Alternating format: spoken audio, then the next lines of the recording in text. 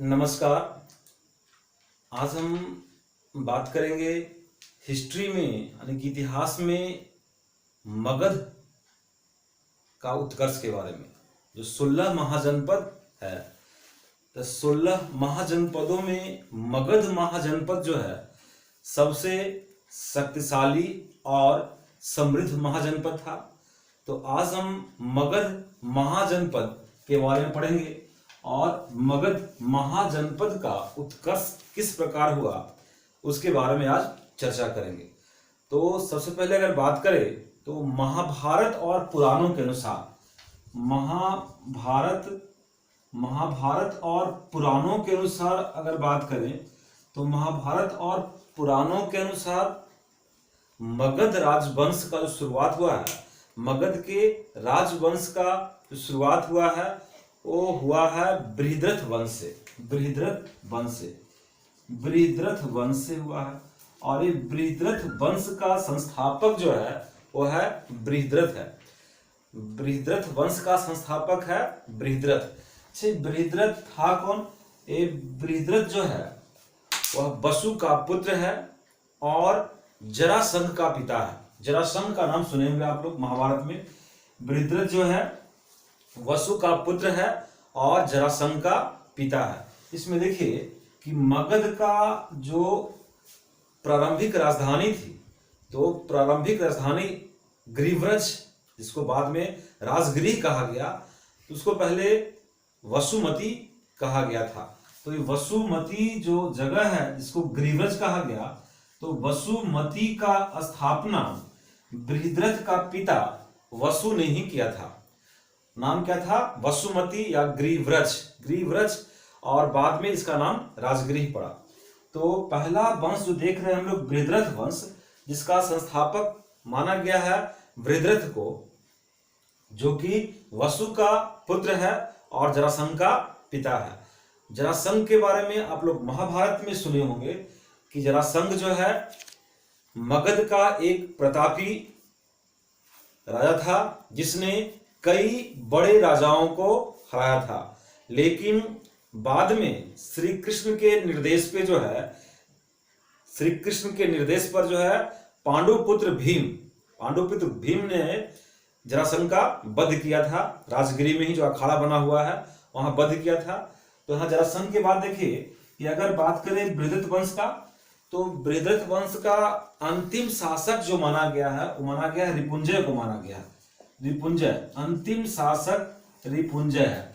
बृहद्रथ वंश का अंतिम शासक रिपुंजय है और रिपुंजय जो है एक अयोग्य शासक था। रिपुंजय जो है एक अयोग्य शासक है और इसकी हत्या जो है उसका मंत्री पुलिक, रिपुंजय का हत्या इसका मंत्री पुलिक करता है और इसका हत्या करके पुलिक जो है रिपुंजय का हत्या करके अपने पुत्र को गद्दी पर बैठाता है। तो इस प्रकार बृहद्रथ वंश देखे, मगध महाजनपद का पहला वंश देखे बृहद्रथ वंश। तो ये पुलिक जो है रिपुंजय का जो मंत्री है पुलिक, और रिपुंजय को मारकर जो अपने पुत्र को बनाता है मगध का राजा, तो वह पुत्र शायद जो है बिंबिसार है। तो अगला वंश जो आएगा मगध का, अगला वंश जो आएगा, पहला वंश देखिए बृहद्रथ वंश,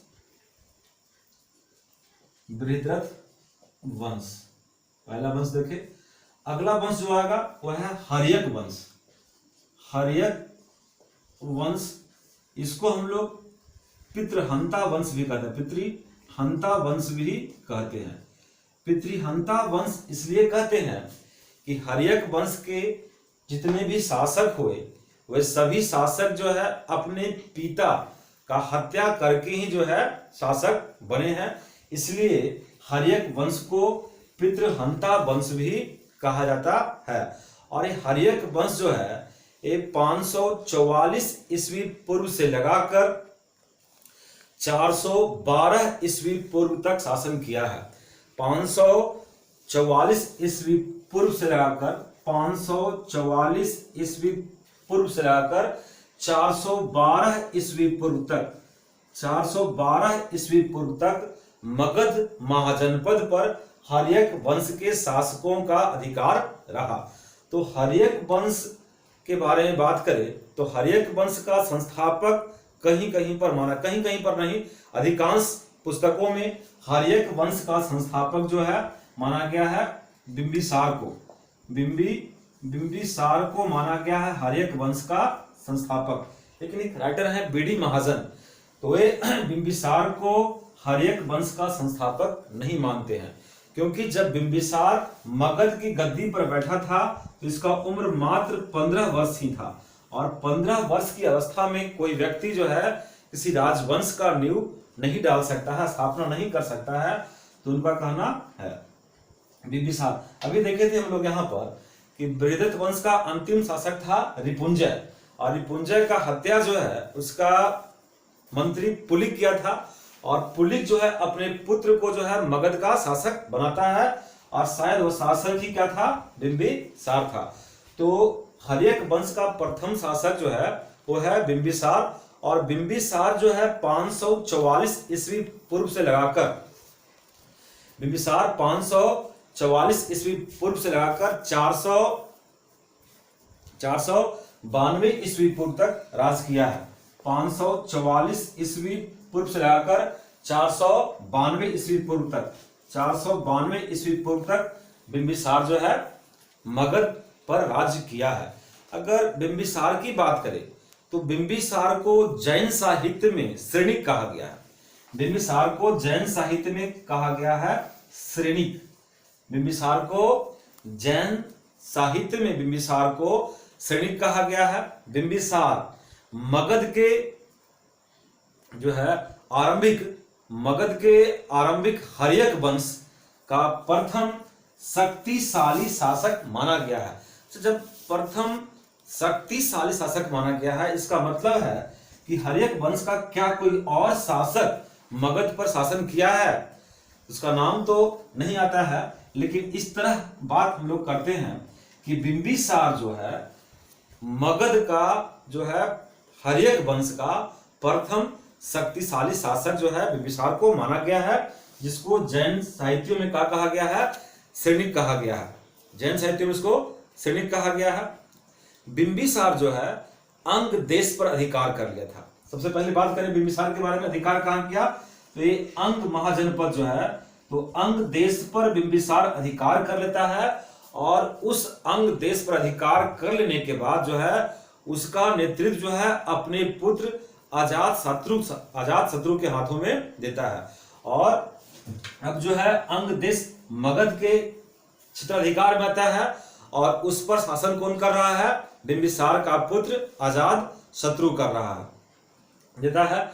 अब देखिएगा कि बिंबिसार जो है अपने मगध की शक्ति बढ़ाने के लिए, उसका राज्य क्षेत्र बढ़ाने के लिए बिंबिसार जो है वैवाहिक नीतियों का अनुसरण करता है, वैवाहिक संबंधों का अनुसरण करता है।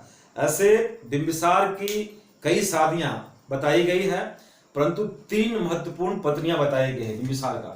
तो बिंबिसार जो है पहला शादी करता है, वो शादी करता है कौशल राज की पुत्री, वह प्रसेनजीत की बहन महाकोसला से। पहला विवाह किससे किया है, महाकोसला से विवाह किया है। पहली पत्नी का नाम है महाकोसला।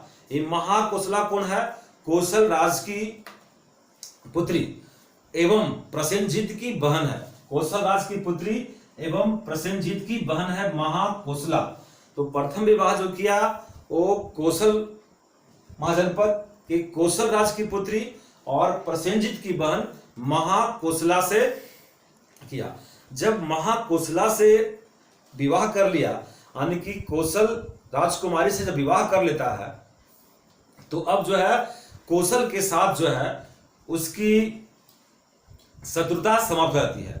जो पहले मगध और कौशल में शत्रुता थी, अब महाकोसला से विवाह के बाद जो है बिंबिसार की शत्रुता जो है कौशल महाजनपद से अब समाप्त हो जाती है।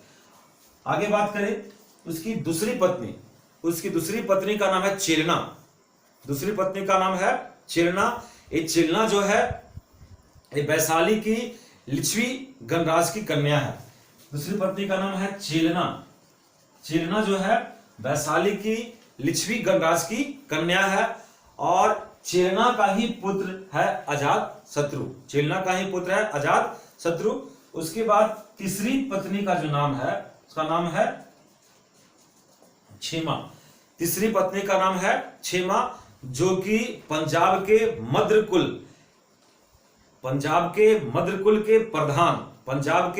मद्रकुल के प्रधान की पुत्री है क्षेमा। तो महाकोसला, चेलना और क्षेमा ये तीन प्रमुख पत्नियां बतलाई गई है बिंबिसार के। इसके बाद जो है वैशाली की गणिका है अम्रपाली।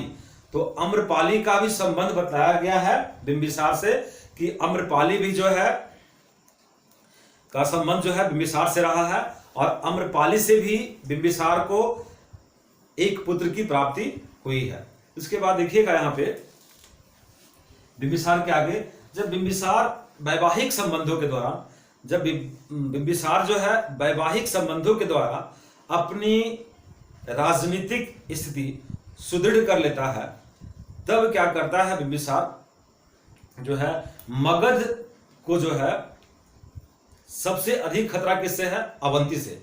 मगध का जो है वास्तविक शत्रु जो है वो है अवंती, जिसकी राजधानी है उज्जैन। अवंती की राजधानी कहां पड़ता है? उज्जैन। यहां पर देखिए कौशल, यहां पर देखिए पहले ही अंग देश को अधिकार कर लिया था। चेलना वैशाली की है, पंजाब के मध्यकुल की बेटी क्षेमा पंजाब से भी संपर्क साधा है। उसके बाद सबसे अधिक शत्रुता जो है बिंबिसार को वो है अवंती से। अवंती की राजधानी कहां है? उज्जैन। अवंती से शत्रुता है बिंबिसार को, जिसका राजधानी है उज्जैन। और उस समय बिंबिसार के समय अवंती का राजा हुआ करता था चंडप्रद्योत। अवंती का राजा कौन था? चंडप्रद्योत।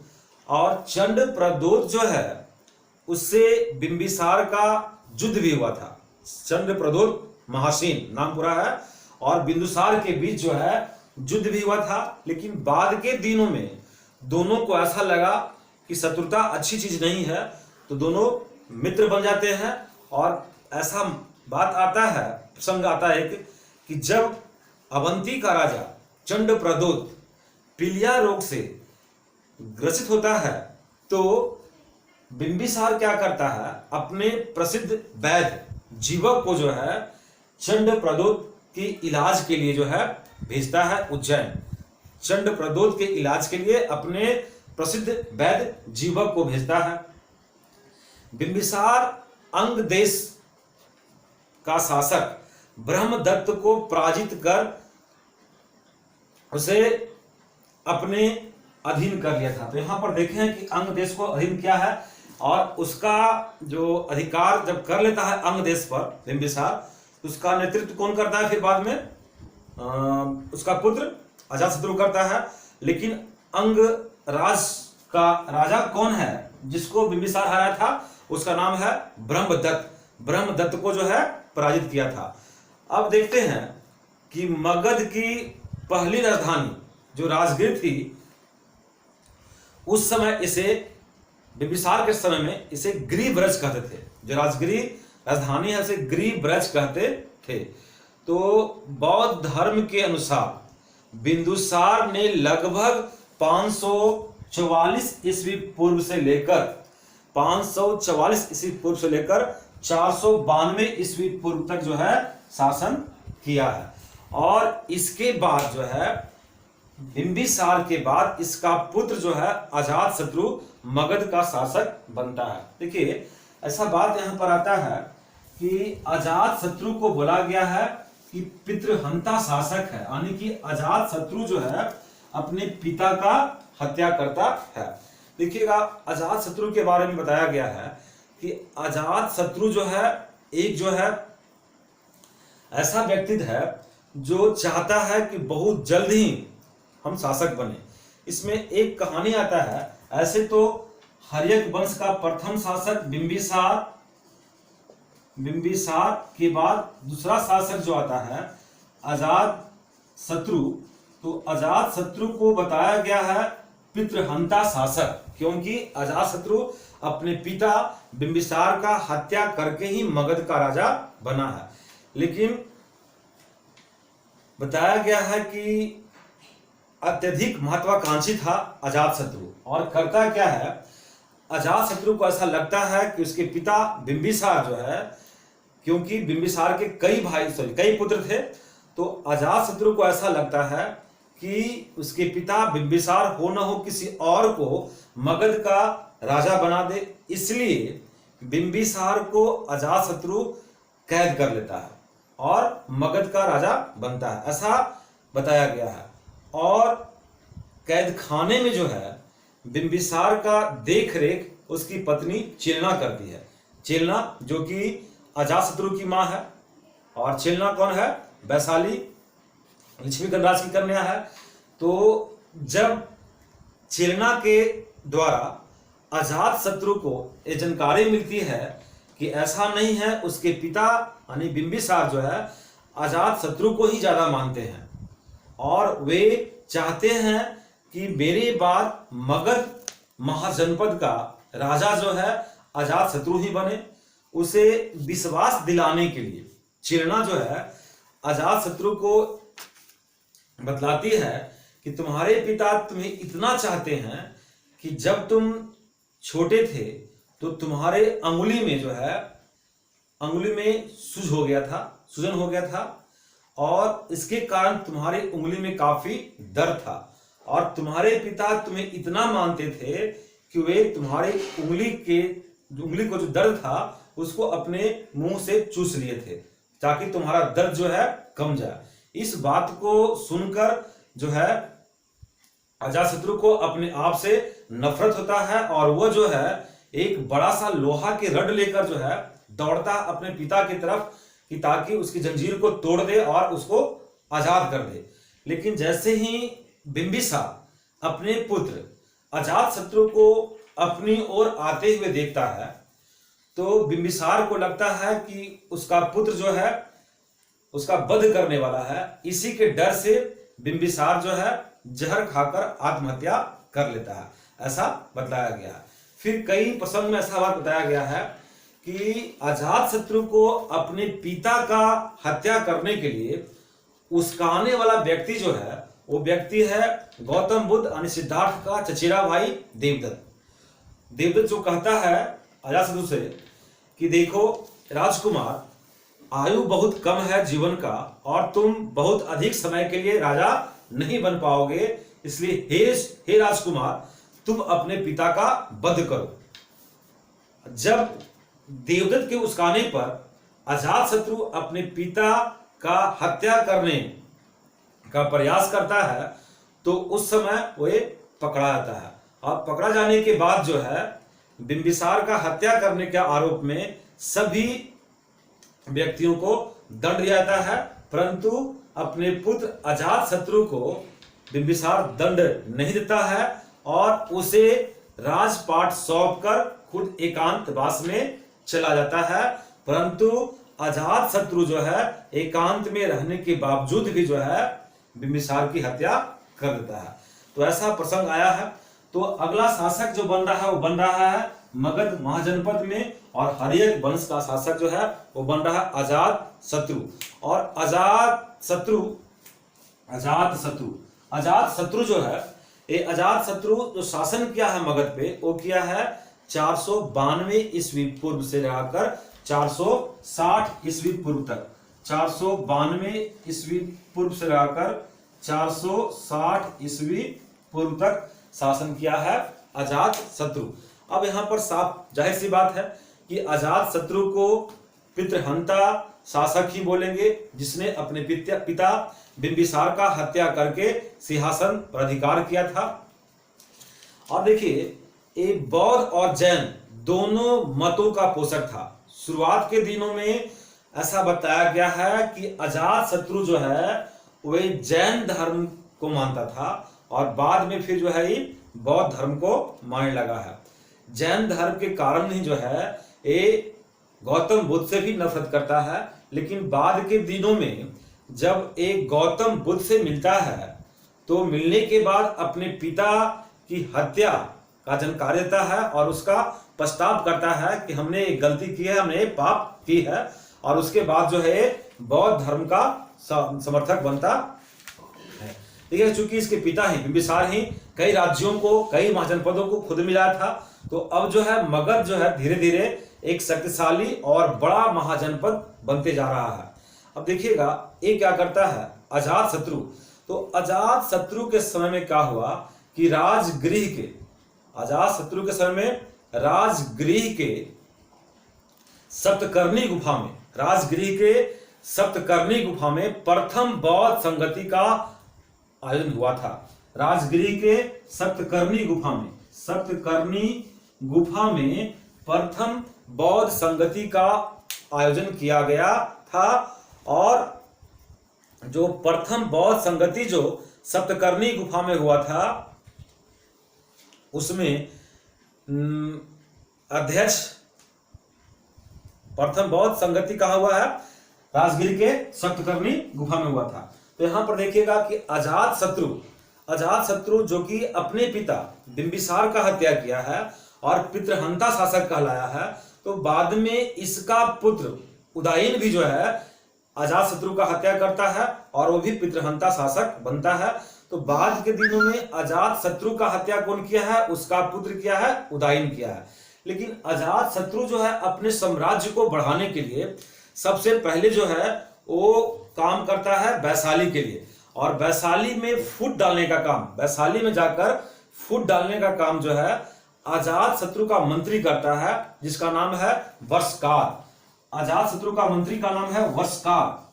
वर्षकार क्या करता है कि वो जो है वैशाली में, वैशाली हालांकि अजात शत्रु का ननिहाल है, क्योंकि चेलना का घर लिच्छवी गणराज की कन्या है चेलना, तो वैशाली जो कि विश्व का पहला गणतंत्र है वैशाली, तो वैशाली में फूट डालने का काम कौन करता है, अजात शत्रु का एक मंत्री है वर्षकार। तो वर्षकार ही जो है फूट डालता है, और वर्षकार की सहायता से और 2 प्रकार की शस्त्र अस्त्र जो बोलिए, जैसे जब हमला करता है, जब आक्रमण करता है, जब युद्ध होता है वैशाली से अजात शत्रु को, तो 2 तरह का शस्त्रों का प्रयोग करता है। एक है महाशिला कंटक, महाशिला कंटक, महाशिला कंटक, और दूसरा है रथ मुसल, दूसरा है रथ मुसल।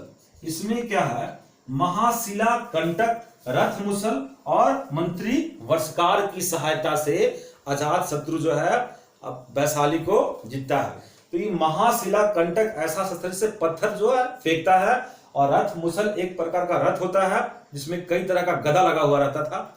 तो इसकी सहायता से अजात शत्रु जो क्या किया है, जीता है किसको, वैशाली को। अगर बात करें कि अजात शत्रु की प्रतिद्वंदियों की बात करें, तो अजात शत्रु की प्रतिद्वंदियों में भी अवंती का शासक अधिक शक्तिशाली था, लेकिन अजात शत्रु के शासन काल में कभी भी अवंती जो है मगध पर आक्रमण नहीं कर पाया। अवंती कभी मगध पर आक्रमण नहीं कर पाया।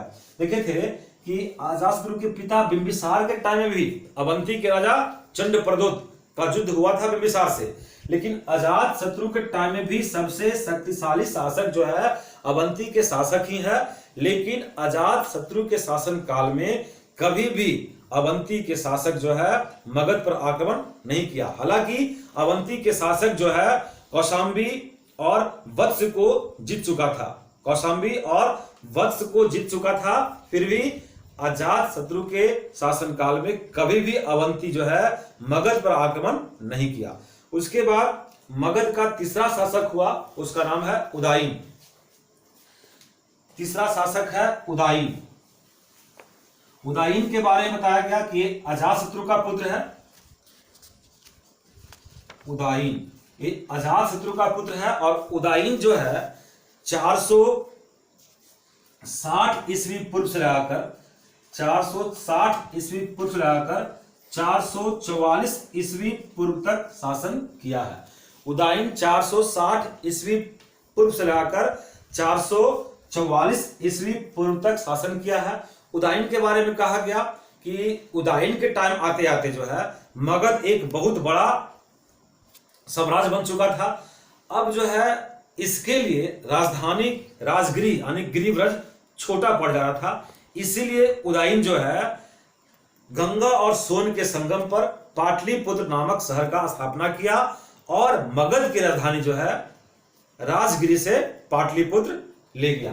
तो उदयन के बारे में सबसे प्रमुख बात है कि इसने मगध साम्राज्य का विस्तार होता देख, मगध साम्राज्य का विस्तार होता देख और उसके राजधानी के रूप में राजगिरी को छोटा प्रतीत होता हुआ देख जो है उदयन ने गंगा और सोन के संगम पर पाटलिपुत्र नामक शहर का स्थापना किया और मगध का राजधानी जो है पाटलिपुत्र ले गया। उसके बाद देखिएगा कि उदयन के मरने के बाद उदयन के पुत्रों ने क्रमबद्ध शासन किया है। उदयन के पुत्रों ने क्रमबद्ध शासन किया, उसमें मुंडक, अनिरुद्ध और नागदशक का नाम आता है। मुंडक, अनिरुद्ध और नागदशक का नाम आता है। यानी कि हर्यक वंश के शासकों के बारे में बात करें तो पहले बिंबिसार, अजातशत्रु, उदयन, मुंडक, अनिरुद्ध और नागदशक। उदयन के तीनों पुत्र मुंडक, अनिरुद्ध और नागदशक जो है क्रमवार रूप से शासन किया और ये लोग जो है 444 ईस्वी पूर्व से लेकर 412 ईस्वी तक मगध पर शासन करते हैं।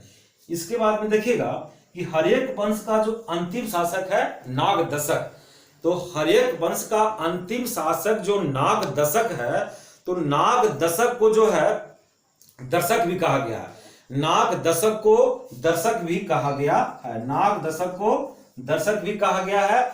और नागदशक के बाद जो है जनता जो है पितृहंताओं को जो है गद्दी से हटाकर नागदशक का ही एक आमत्य है जिसका नाम है शिशुनाग, उसको गद्दी पर बैठाते हैं और इस प्रकार अब जो है मगध में हर्यक वंश यानी कि पितृहंता वंश का अंत होता है और अब शुरुआत होता है शिशुनाग वंश का, जिसका नींव शिशुनाग ने डाला था।